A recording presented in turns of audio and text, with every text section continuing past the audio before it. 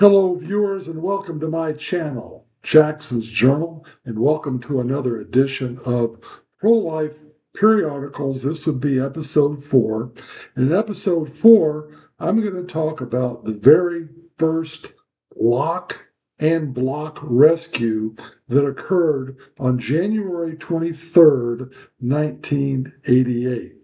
Now, this happened in Webster, Texas, which is a small suburb just outside of Houston, Texas.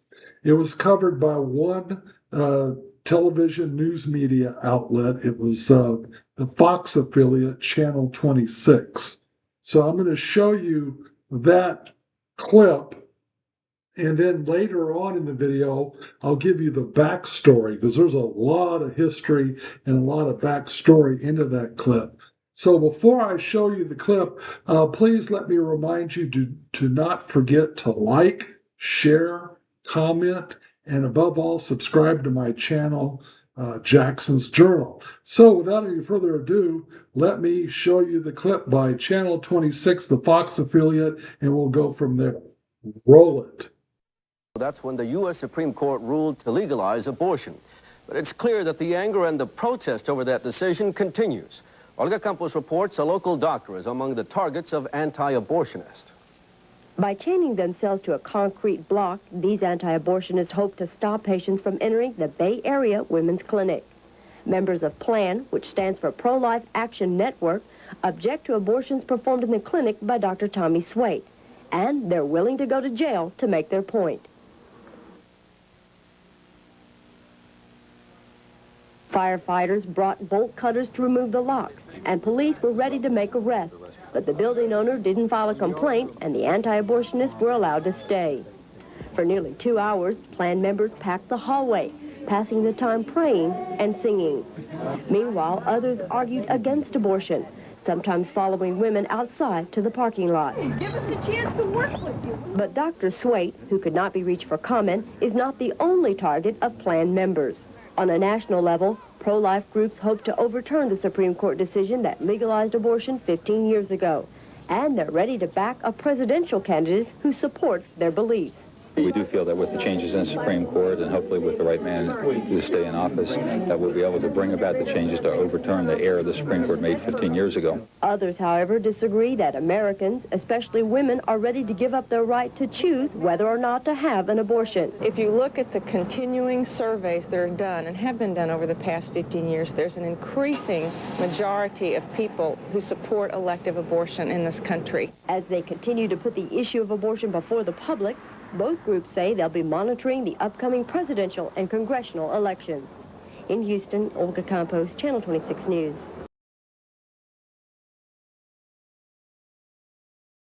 Again, the rescue that you just saw occurred on January 23rd, 1988. However, that's not when this story began. This story actually began on August 8th, 1987 at the Cullens Abortion Mill in Houston, Texas. And this is a rescue team of 8 people, 6 guys, 2 ladies. One of the ladies was pregnant in her 8th month, so you could actually say there were 9 people on this rescue team. But at any rate, this rescue was different in the sense that this is the first time we actually ever went into the abortion mill all the way to the killing rooms. Rescuers locked themselves down, but we used a new locking mechanism. Traditionally, we would use chains and master locks, but on this rescue, we used a kryptonite bicycle lock that the cyclists used to lock down their bikes. And here's a picture of one to give you an idea of what they look like. Kryptonite bike locks were very practical for doing rescues because the jaws of life, which was a cutting device that most fire departments had, could not cut a kryptonite bike lock. So the 5 rescuers in this rescue, it lasted 2 hours.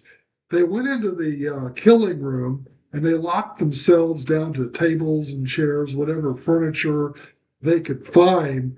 And the firemen ended up cutting the tables and chairs because their equipment could not cut the kryptonite bike locks. Now, this provided a little bit of a dilemma because when these 8 rescuers went to court, the 5 that were locked to tables and chairs, the abortionist wanted compensation for damages to his equipment. So the judge made the pro-lifers pay not only the fine for breaking the law and doing the rescue, but also to compensate the abortionist for his losses. So Don Treshman, who was the head of the Houston Pro-Life Action Network, Houston Plan, was networking with other pro-life rescue groups throughout the nation within the Pro-Life Action Network. And he learned about kryptonite bicycle locks and how effective they were in rescues. And so he, in turn, took that idea and implemented it in Houston area rescues. And of course, I told you about the rescue that occurred on August 8th, 1987. Now, those kryptonite bike locks that we used turned out to be fairly effective. However, there was one backlash. The pro-lifers got charged with damages done to the equipment that was cut up in order to free the rescuers from the tables and chairs that they were locked to, because the jaws of life could not cut the kryptonite bike locks. Well, that didn't really sit well with me. And I thought to myself, man, it's a bummer that pro-lifers have to pay the abortionist for the damages done to his furniture and equipment so he can continue his grisly trade practices, okay? So I thought to myself, well, what if we import our own anchoring device? Not only bring in the locking mechanism, which would be the kryptonite bike lock, but also bring an anchor to lock ourselves to and not use their stuff so that way they just damage our stuff and we won't get charged with, damage to their stuff. So I thought of, well, what if we got 2 kryptonite bike locks, embedded them in a cement block, carry the cement block into the abortion mill, whether it be the waiting room, the procedure room, or in front of the door, whatever, wherever you want to put the block, place the block, and then you take your kryptonite bike lock and lock it to the loop that's on the block, and that way, if you're locking yourself to a kryptonite object, the jaws of life can't open that either. So I drew a basic sketch of what I had in mind, and here's the sketch that I drew. And what I did is I took this sketch to the guy who had a bunch of kryptonite bike locks, and I tried to sell him on the concept of creating a block that had the shackles of the kryptonite lock sticking out where you could take your lock and lock yourself to it.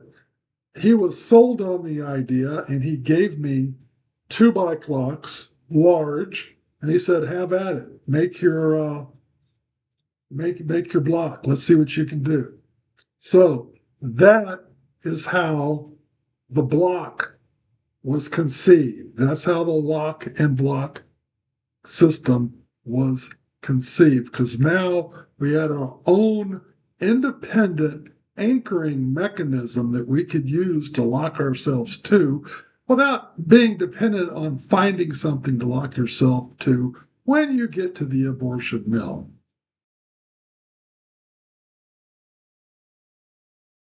In about November of 1987, that's when I started to draw up design concepts and sketches, not only to sell the idea, to think through how I was going to build the block and actually make it. So I had all these sketches to work with. And it took me basically the month of November to conceptualize how I was going to build the block and also get the kryptonite bike locks to add to it. Then I had to make a box or a form for the concrete, drill holes in the form so the shackles of the bike locks could go through the holes and into the core of the block. Materials, and I had to go to Home Depot and buy a couple of 80-pound sacks of concrete. And so basically in the month of December, that's when I actually made the block. At the very core of the block, I put styrofoam in there because styrofoam obviously is very light, which helps me lighten up the block. I wanted to take advantage of the strength of the concrete, but yet I used a plastic frame or a reinforcement, kind of like rebar, to make the block as light as possible. It ended up weighing 155 pounds. And so, yeah, using those styrofoam and plastics helped lighten up the block a bit. Finally, in early January-ish, I think the block was ready to go, and it was ready for the first rescue. After I had told Don that I had a block and lock system ready to go, he found out that Life Advocates had organized a picket of an abortion mill in Webster, Texas on January 23rd. And of course, January 22nd is the anniversary date of Roe versus Wade. So that was a very timely picket. So Don decided to take advantage of the organized picket that was already organized, and he assembled a rescue team of 21 people. So that was a pretty sizable rescue team for that time. And we just went ahead and did it in conjunction with the picket that Life Advocates was organizing. Here's some still shots of the rescue that you can look at that we had our own photographer take. Here's the picture of me after I just locked my ankle to the block. And then that picture, interestingly enough, became the picture that I put on the front cover of my book entitled Lock and Block. It was basically, in fact, here's a hard copy right here. Same book. Yeah, a pro-life activist tells his story and the story of the rescue movement. That's the subtitle in there. But yeah, I tell all my pro-life stories in that book, so that became the cover. And here's where I locked down Vince, of course. And here's the video clip taken by Channel 26. I don't know what I was saying at the time or who I was talking to, but it was very obvious that I was very proud of my block.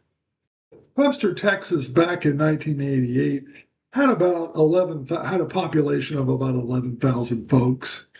And you got to think, well, how big of a police force do you think a town that big would have? Probably, I would estimate, probably in between 40 to 50 sworn officers that were on the force at that time. And of course, arresting 21 people and booking them would be a big resource issue because you'd have to have a lot of overtime, a lot of hassle. Their department really wasn't set up to handle that many arrests. So I think the police chief just chose his battles and said, I don't think we're going to. Well, plus that the owner of the building refused to file a complaint. So he didn't really have much legal grounds to arrest us anyway. And I don't think that fire department guy with the bolt cutters would have been successful. I was hoping the fire department would have tried to free us from the block with our kryptonite locks. I don't think those bolt cutters would have worked. Bolt cutters would definitely have worked on traditional master locks. So anyway, that was a arrest rescue. That was the only rescue I've been on where I did not get arrested.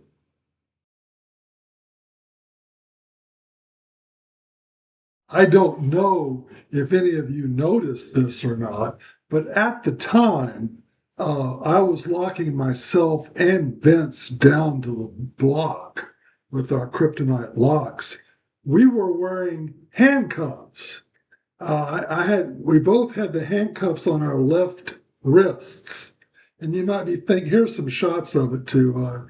That I could show you in case you didn't notice. And you're not thinking, well, that's kind of weird. Why would you guys be wearing handcuffs? Well, here's the story.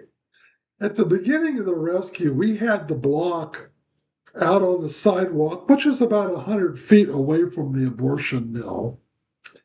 And so I don't know who made the decision, but it was decided that Vince and I would take the block, go in the building, go to the front door of the abortion mill, plant the block, lock down, and then the remaining 19 rescuers would come and sit around us, which is what you saw in the previous pictures. Well, so there was a security guard there at the time. So the building had two entrances that we faced, one on the right, one on the left, okay? So when we saw the security guard come out and walk towards the sidewalk, Vince and I took this 155-pound block and we made a break for the door to the building. And then the security guard saw us going toward the building, so he went into the building. And once we got into the building, we were making a race to the front door of the abortion mill, which was in the middle of the two doors that entered the building. And at any rate, we put our block in front of the door. I sat on the block. The security guard, who was not a police officer, he was just a rent-a-cop kind of security guard. He pulls out his pistol out of his holster, points it at me, and says, "Hold it, freeze." And I said to myself, "There's no way I'm going to stop locking myself to this block." So, what's he going to do? Shoot me for locking myself to a block? It didn't make sense. I didn't think the guy would shoot me. And if he did, it would be a very bad shoot because I was not posing any kind of threat to him personally. So I just ignored his directive to freeze and I continued to lock myself. Well, when he figured out that I wasn't going to follow his directive, he holsters his gun and he rustles. As I was putting the crossbar to the shackle and about to lock myself down, he swats at my hand and swats the shackle or the crossbar away and disables me from being able to lock myself to the block. He wrestles me to the ground. He wrestles Vince to the ground, and he takes out his handcuffs. And he handcuffs because Vince and I were laying opposite. Oh yeah, my blockmate's name is Vincent Smith, and he was a pro. I mean, this was his very first rescue, and I didn't have to give him any direction or telling him what to do because when you face resistance, you're taught in the pro-life movement to respond with passive force. So we just passively went limp and compliant. This is what Gandhi and Martin Luther King Jr. taught. Anyway, so he locks us together. Once we're handcuffed together, he nudges me with his foot and says, "Okay, get up." And of course, Vince and I refused to get up, so we just laid there, okay, on the floor because he locked us together, and there's no way I was going to get up and leave the abortion mill. And what's he going to do with us anyway once we got out there? Where would he detain us? So by that time, the rest of the rescue team had arrived, and the security guard retreated, and the rescue team got my block, put it back close to the door. They found the shackle and the locks and the key and everything. And that's why I was able to lock myself to the block. So that was really the only excitement in the whole rescue, was our little entanglement with the rent-a-cop security guard. So that concludes this video on the very first lock and block rescue that occurred on January 23rd, 1988. Thank you for watching, and please do not forget to like, share, comment, and subscribe, and also check out some of my other videos on the pro-life periodicals. Thank you, and God bless.